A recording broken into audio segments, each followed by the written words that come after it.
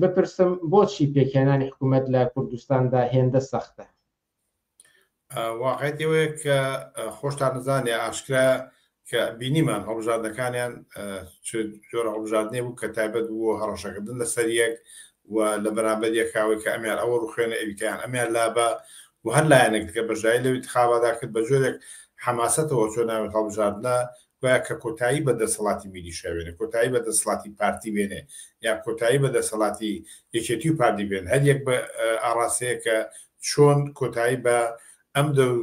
نەخشەی کە ئەحزابی میلیشیا ئەحزابی کوردایەتی لە کوردستانە هەیەتی کوردستانی عێراقا جۆرە کۆتایی بەم دەسەڵاتە بێن. بۆ خۆشیان گەیشتووە ئاسەی کە وەڕسن بێزارن یاخو ئەزانن کە لایەن خەڵکەوە قبول ناکرێن بەجار لەوەی کە انتخاباتەکان بە هەر ئاراستەیە کە ڕۆژ تا حدێکە توان بڵێم خەڵک بەشداری کرد دەنگیان هێنا، بەڵام ئەوەی کە هەر لە سەرەتاوە لە قەیرانێکی قوڵا بوون لەوەی کە چۆن دوای 30 ساڵ لە ێژاوی سیاسی لە ناسەخانبیری سیاسی لە چەشیان لەگەڵ بەغدا چشمیان لەگەڵ وڵاتانی دەوروبەر و ئەساسی تر لەوانە بوونی زۆنی زەرد و زۆنی سەوز لەما کاتە هەر لایەنێک پاشکۆبوون بە وڵاتێکی ترەوە لایەک زۆنی زەرد بە تورکیا و زۆنی سەوز بە ئێرانەوە، ئەمەنە واقعەتێکن کە دۆخێکی نالەبار و ناجێگیری لە ناوچەکە پێگەناوە. ئەمە واقعەتێکە کە ئەم دوو هێزە سیاسیە دوو هێزی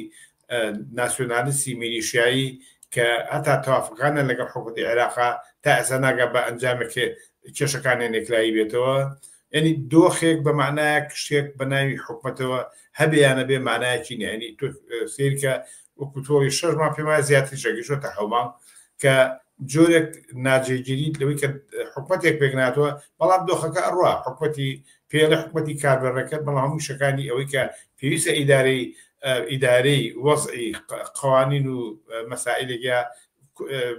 کۆمەڵگەیتیابێ هیچ کێشەیەک نیە لەسەری، ناتوانن کێشەیەک لە کوردستانە یەکلایی بکەنەوە شتێک دامەزرێن کە سەباتێکی هەبێ، ینی بە معنایەک ئەمانە ئەهلی دەوڵەت دامەزرانە نین.